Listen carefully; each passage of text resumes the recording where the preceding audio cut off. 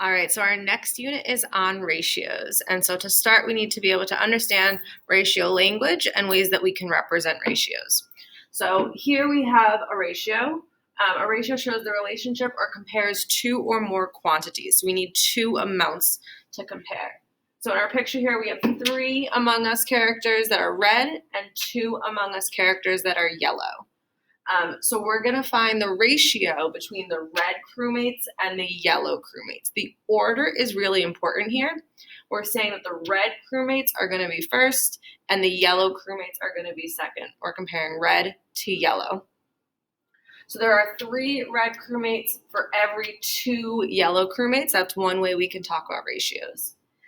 So the ratio of red crewmates to yellow crewmates, we can write that 3 different ways. Our first way is we use the colon in between the 3 and the 2. The ratio is 3 to 2. The second way we can say that is 3 to 2. And our third way that we can write that is using a fraction, 3 to 2.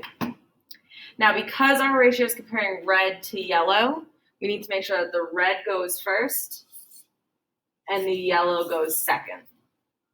So we could not say that the relationship between red to yellow is 2 to 3 because there are 3 for our first, so 3 to 2.